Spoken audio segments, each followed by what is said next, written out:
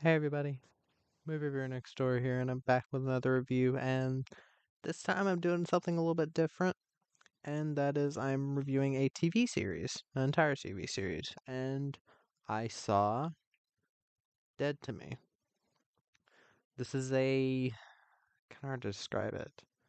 Dark comedy, crime, drama show that ran from 2019 to 2022. It lasted 3 seasons, and it starred Christina Applegate, Linda Cardellini, Sam McCarthy, Luke Rossler, and James Marsden. In the show, a series about a powerful French. This is a series about a powerful friendship that blossoms between a tightly wound widow and a free spirit with a shocking secret. Now, in this review, I'm not gonna spoil a ton of things really. I'm only gonna mention something that happens at the end of the first episode. So after I get through with the summary, light spoilers only on the first episode. But then again, the first episode, you can watch it and then come back here and see what I thought, I guess. But what did I think of Dead to Me? Well, that's the thing with rating an entire series. You have to go through all the seasons because if you thought the first season and the last season were great, but everything in between sucked, then you can't exactly say it's a great series, you know. Um, the issue with this show is that it gets off to a really strong first season, and the second and third season kind of devolve into melodrama for me, which is something I am not a fan of. I'm not a fan of shows where every single episode characters are bawling their eyes out like two, three, four times. And while the first season doesn't exactly have that, the second and third season kind of do. Second season the most. I'd say the second season is the weakest for me. But let me get to the cast and then I'll tell the spoilers. J- Again, just from the first episode of season one. Christina Applegate plays Jen Harding. She's a mom. She's just lost her husband, and she's going to this thing to try to get it off her mind. She's going to a support group. Christina Applegate is an actress that I have not seen a ton of the stuff she's been in. I've seen her in bit parts in other movies, or in movies. I've seen her a little bit on, um, what's it called? The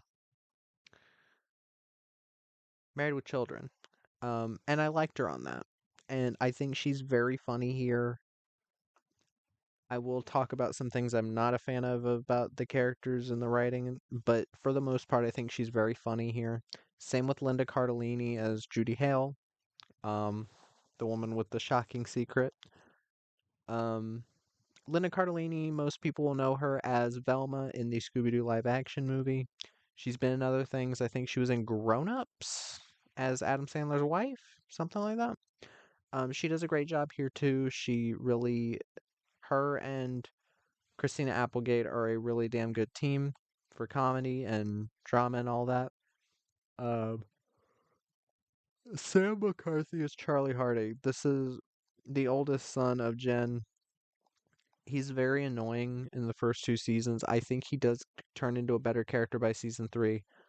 But the first 2 seasons, every time he's involved in the plot, it's some arbitrary like thing to add drama to the film or to the show. I keep saying film because so used to it. Um, but he's again, as the show went on, he got better as a character, but especially stuff that happens in season two, I was like, this doesn't need to be here. You could have found a different way for this to happen. Luke Russler plays Henry Harding. Um, he's the younger kid. I liked him. And James Marsden plays Steve Wood, is Judy Hale's on again, off again boyfriend in the first season. Um, but yeah, I don't mind him. Um, but yeah, the thing with the show, I don't know a ton about like The names that I saw in the credits for the show kind of threw me for a loop because let me see, it was producers. So you have you have Linda Cardellini and Christina Applegate producing most of the episodes as co-executive producers or executive producers. Then you have two names that I recognized: Adam McKay and Will Ferrell. Adam McKay is a director that's done. He did The Other Guys. Um, wait, let me look at what he's directed specifically.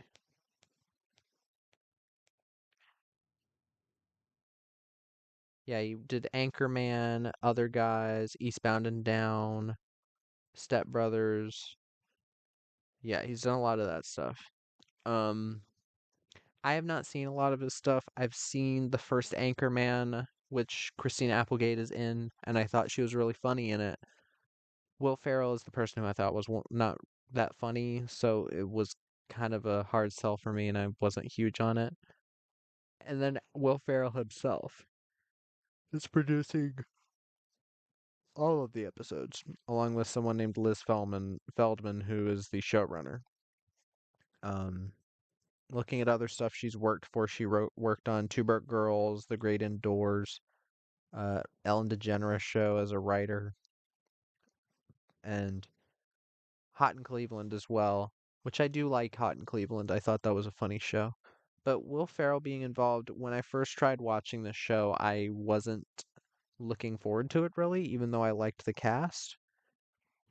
But having finished it, am I glad I watched it? Sure. It wasn't a long watch. The episodes are about 30 to 35 minutes apiece. It was a nice break from every show being 15 episodes a season, an hour each episode, or an hour and a half, like fucking Outlander does. But here, the episodes flew by for the most part. There's a couple in season 3 and season 2 that are a bit staggery with the pacing.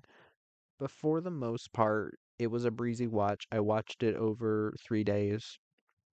Um, and yeah, do I have issues with it? Yes. I do want to get something. Uh, I do want to say something about this. The shocking secret part. Um, I do urge people, if you're gonna watch the show, don't give things away. Like don't give away stuff about the show. In the trailer for the first season of the show, they do give shit away.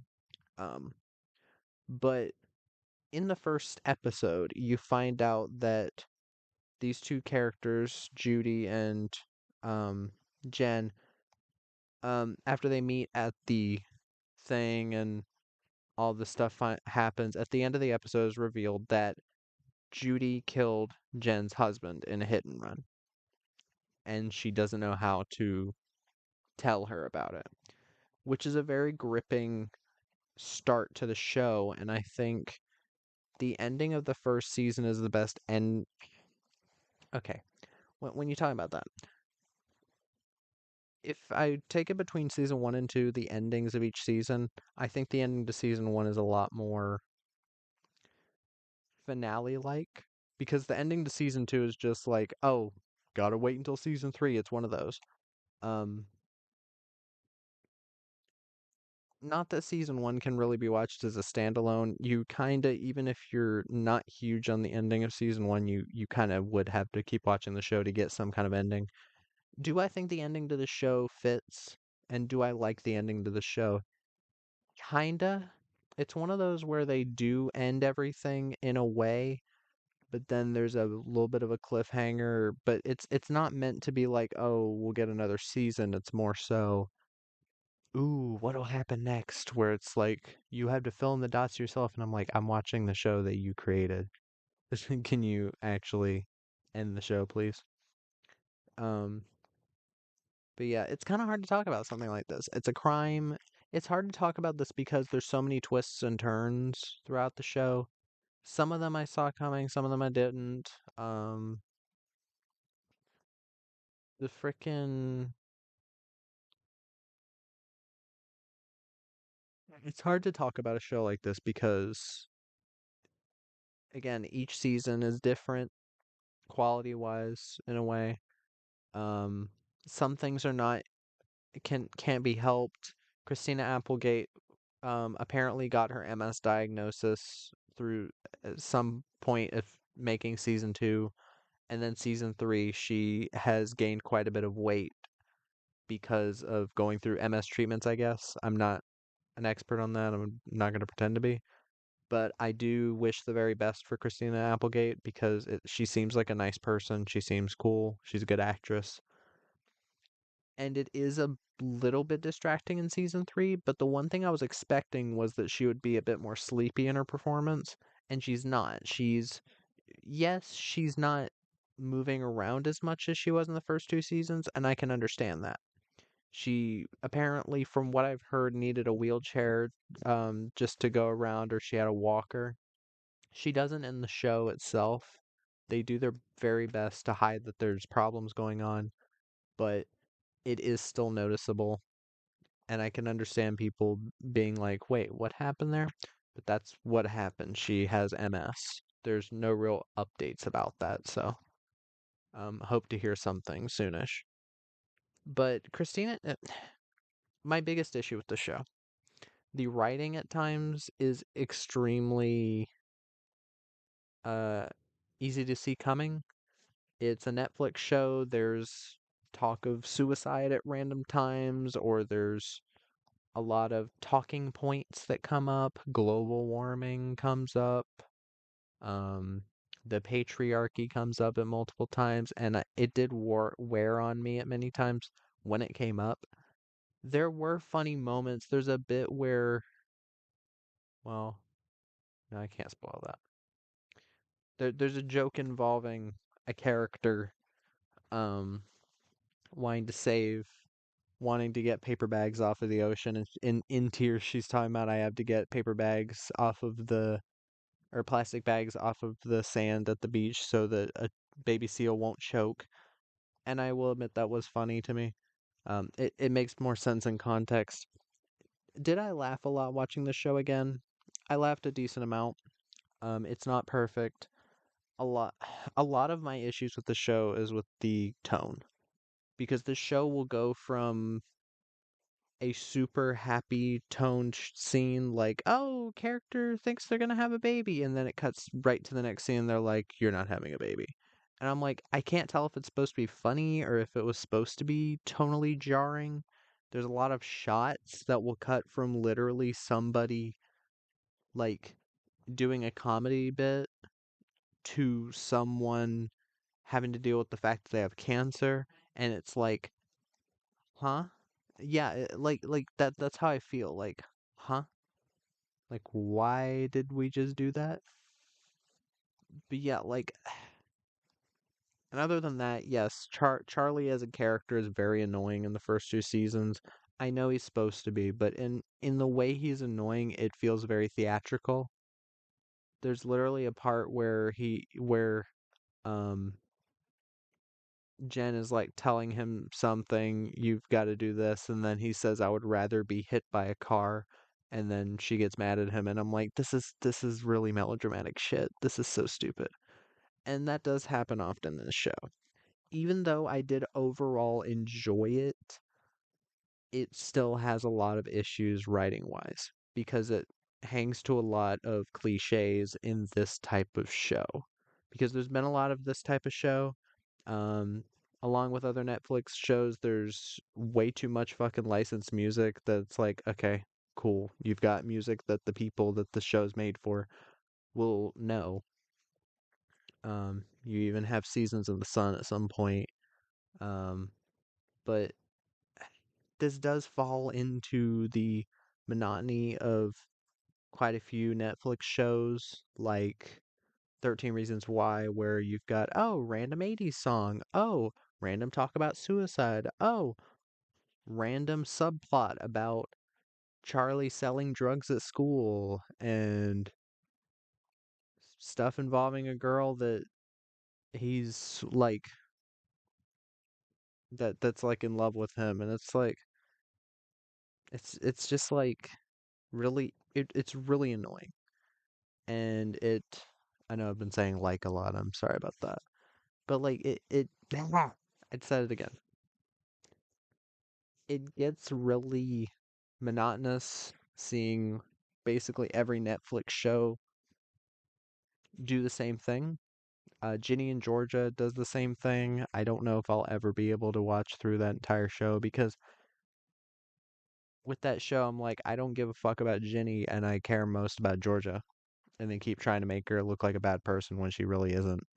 And that's with this show, it does take some logical leaps with certain plot threads, especially involving Jen and Judy, where it's like, wait, are their lives better after this? Are they implying their lives are better after this? And it's a very slippery slope when you do something like that. For the most part, it doesn't glamorize it, but it does legitimately feel like it at times.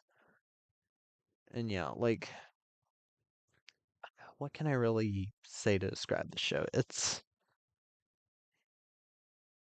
definitely a show made for middle-aged women,